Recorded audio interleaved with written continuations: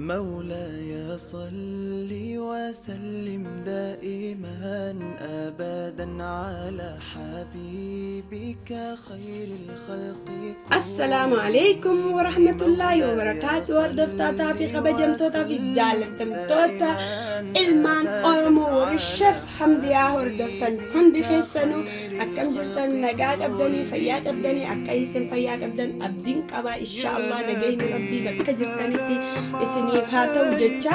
Inshaallah ilmaan ayyaa baleeyyan kiyyaa ilmaan Oromoo har'a kunoo waan haaraa takka qabannee isiniif dhufnee jirra.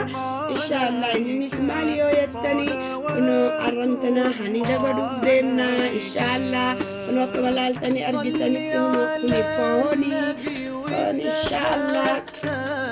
inshaallah foon kunoo firiijaayin baasee inshaallah ayisii qabaa kuma argitan kanatti fudheetiin ammantana bishaan jala kaayee irraa dhiqee bishaan waatti naqee ibidda gubbaa kaayee ganfal irraa godhee saniin booda waan goonu isinitti mul'isa.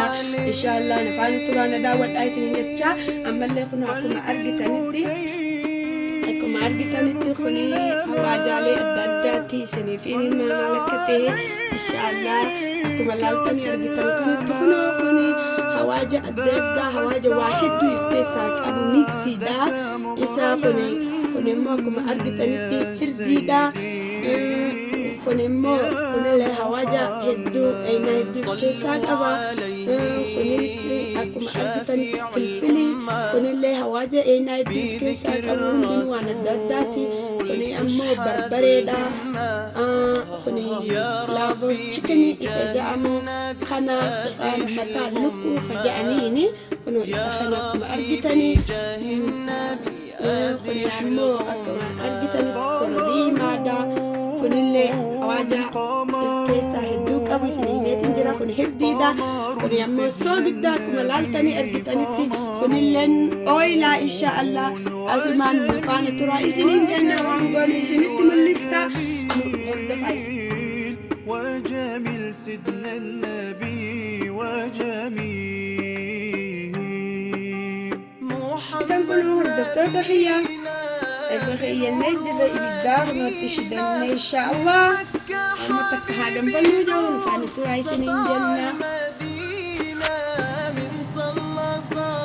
أكما أرقدن كنو هردفتوتا خيا فأون كنو هنيدا تلخية تشوف دينا إن شاء الله أكما أرقدن حالا سرتي أكب بالشاتو في بشان فتأتي يو الدم بالشانهن طلوان تفتك وبشان وبوتي قدن odoo bilchaatu fixatee goggogee haalaan bilchaata.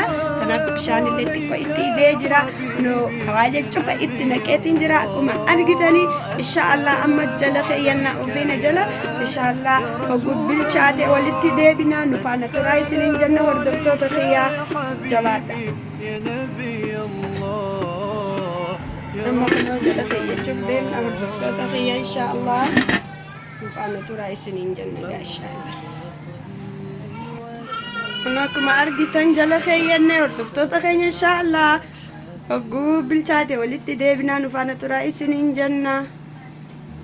Kun egaa hordoftoota kiyyaa akkuma argitan maashaallah haniinni kunoo laali sa'aa dheeraa jala taa'e hedduu kunoo laal bilchaate haalaan namatti tola. Mee kunoo laalaa hordoftoota kiyyaa akkamitti dassa'a maashaallah kunoo laala akkuma argitan kana haalaan bilchaate argitanii akka muramu maashaallah hordoftoota kiyyaa akkanaan isiniin jaagaa kunoo aniitu kunoo mana keessanitti karaa gabaabaan kunoo akkanatti godhachuu ni dandeessanii. Asumaanuu gaa chaanala YouTube Sheef Hamdiyaa subscribe like share godhaa nu jajjabeessaa isiniin jenna. Hanga viidiyoo biraatiin walitti deebinutti assalaamu alaykum wa rahmatullahi wa barakatuh.